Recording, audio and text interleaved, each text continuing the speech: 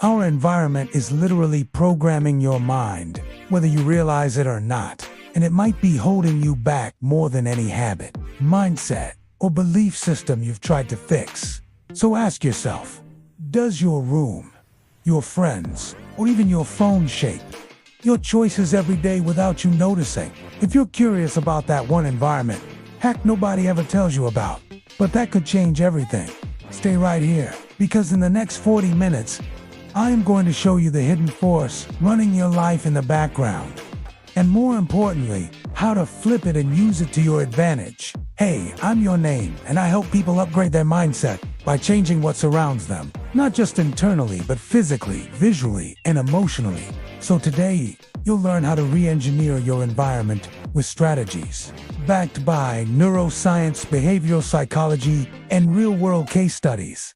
And throughout this video, I'll be giving you simple, practical challenges you can start applying every few minutes. So grab a pen, get ready to take notes, because this one is packed with insights that actually stick. Now think about this. You wake up and the first thing you see is clutter. Your phone lights up with notifications. Your desk is covered with things you haven't touched in weeks. And before you've even taken a breath, your energy is already drained. So why does that matter so much? Because your brain doesn't operate in a vacuum. It reacts, it adapts, it follows whatever patterns it sees most often. And those patterns start with your environment. Here's what's wild. Studies show that 90% of our behavior is driven by cues around us. We stop noticing, but our brain never does. So the mess on your desk, the lighting in your room, the sound of constant pings from your phone, they aren't just background noise. They're instructions silently shaping your habits, emotions, and identity. Now, imagine one simple object in your room could completely rewire your willpower. One trigger could shift your mindset, improve your discipline, and break a pattern you've been stuck in for years. And the reason most people never realize it is because no one ever taught them how to see it. So let's look at a real-world example. Tim Ferriss, the author of The 4-Hour Workweek, used to live in a cluttered, disorganized apartment until he realized it was killing his creative flow. So he stripped everything down, removed distractions, and created an environment designed for focus. No TV, no clutter, used a clean space, and a few items that triggered deep work, and his productivity exploded. As he once said, when you eliminate chaos, creativity floods in. Now here's your Earth challenge. Pause for a second and take a real look at your room. Find just one trigger, visual, physical, or digital, that might be hurting your mindset every single day. Maybe it's a pile of clothes that screams, you don't finish what you start. Maybe it's your phone on the nightstand programming distraction before your eyes even open. Whatever it is, just notice it, because that brings us to the framework we'll be using today.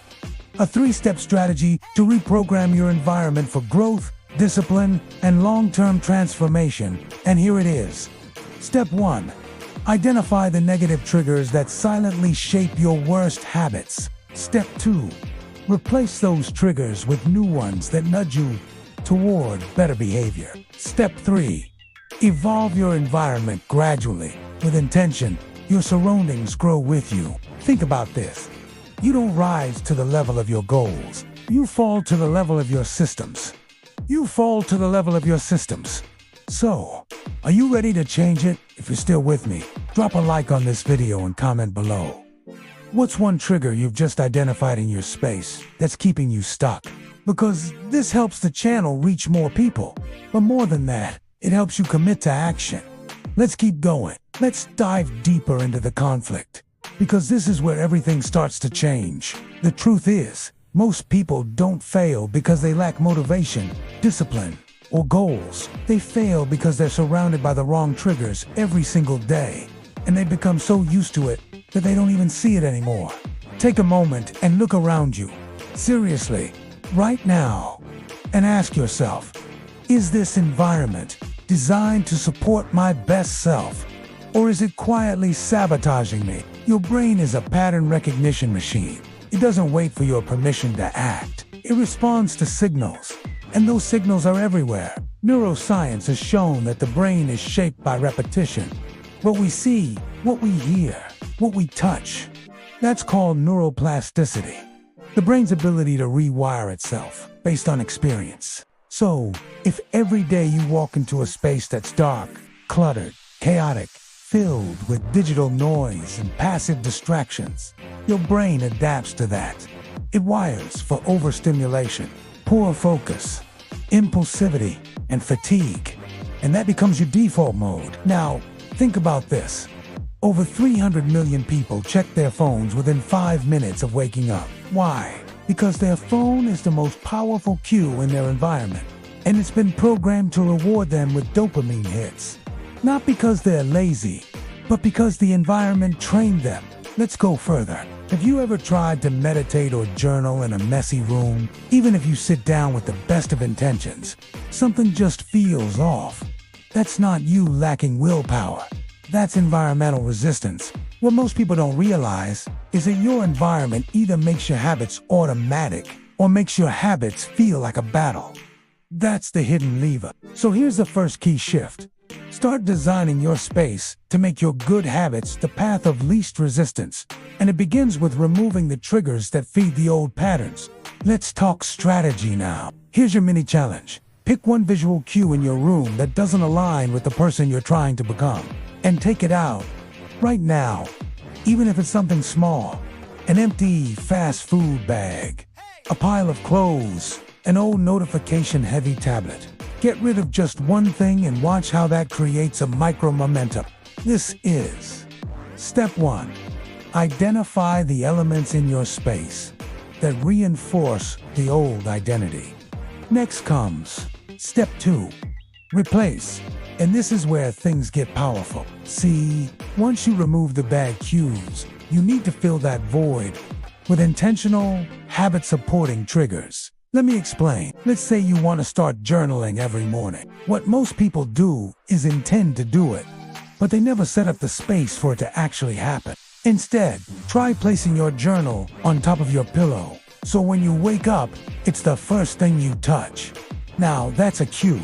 Or if you want to build a fitness habit, don't just write it down in your to-do list. Leave your yoga mat or your gym shoes next to your desk or in your hallway, a place where it interrupts your usual visual flow and reminds you to take action. Now, here's the layer most people miss. Color-coded cues. Want to know why this matters? In just a few seconds, I'll show you how color, design, and positioning actually create dopamine anticipation and lock in habits without forcing discipline. But first, remember, your brain is reward-driven. It wants to feel good. So instead of relying on pure willpower, use design and environment to make taking action feel frictionless and satisfying. Want to read more? Put the book in the place your phone used to sit. Want to wake up earlier? Place your alarm in a new location that forces you to move. Each of these adjustments trains the mind to respond automatically. But again, don't take my word for it. Let's test it. For the next 60 seconds, pick a habit you've been trying to start and think about one object, one sound, or one color that could serve as a positive trigger. Visualize it. Now, where in your room could that go to interrupt the old pattern? Think about this. What if your environment could remind you of who you want to be all day long? That's the shift we're building toward.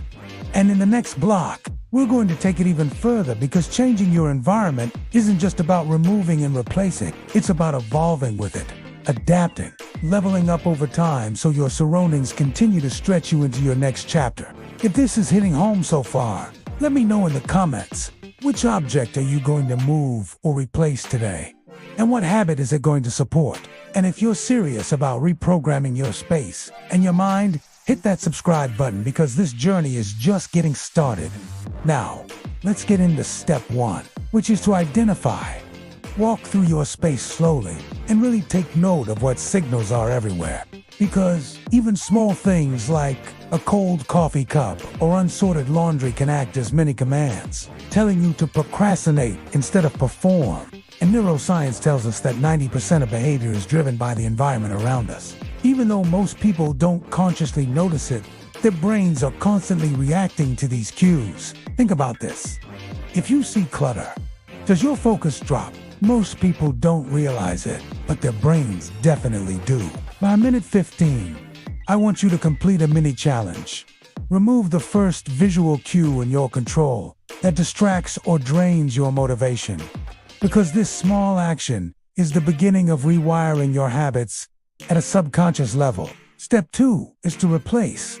Once you've removed the negative triggers, you need to fill that space with intentional, positive cues that nudge you toward the behavior you want to build. For example, if you want to write every morning, place your journal on your pillow so it's the first thing you touch when you wake up. Or if you want to work out regularly, leave your yoga mat or gym shoes somewhere highly visible, like next to your desk or in your hallway, so that visual interruption reminds you to take action without even having to think about it.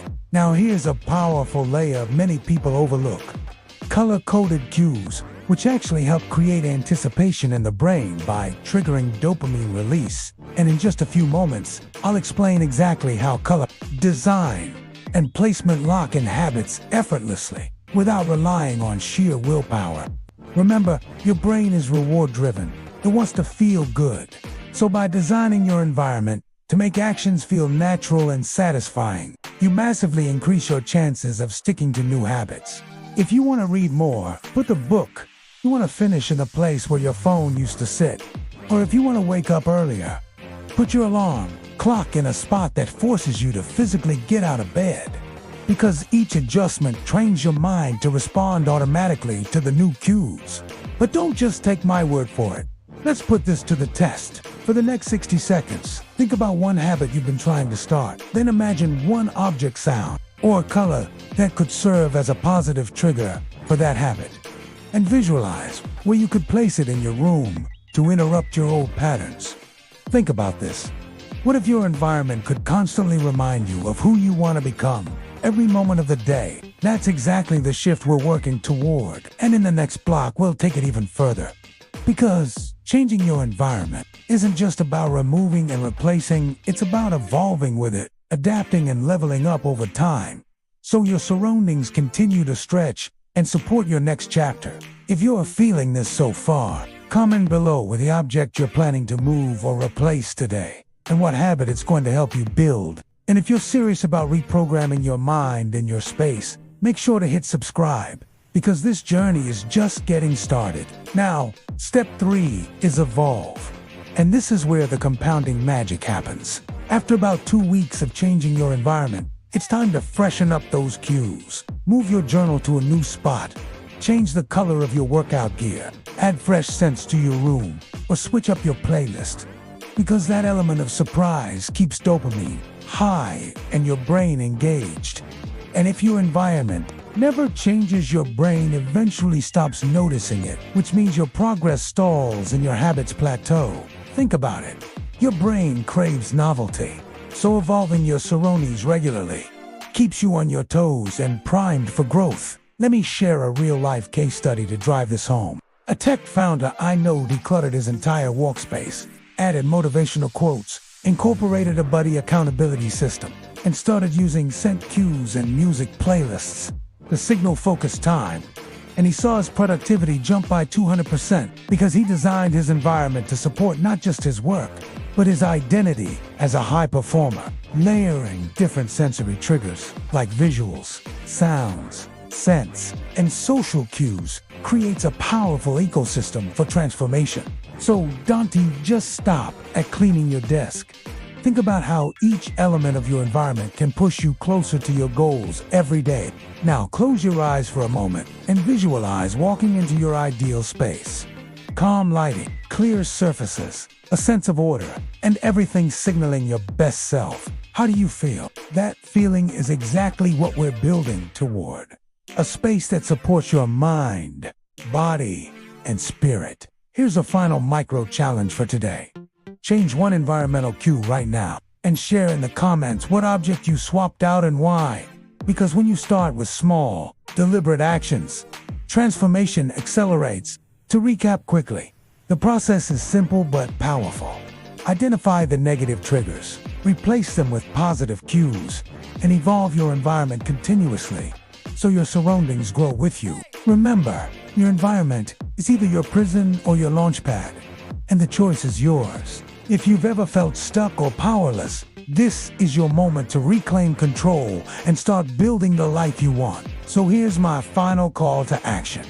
Commit to changing one element in your environment today. Subscribe for weekly mindset tools and strategies. And share this video with someone who needs this shift. Because together we can create spaces that empower us to be our best. Thank you for watching. And remember, change your environment, change your life. Just a bit. One habit can change everything.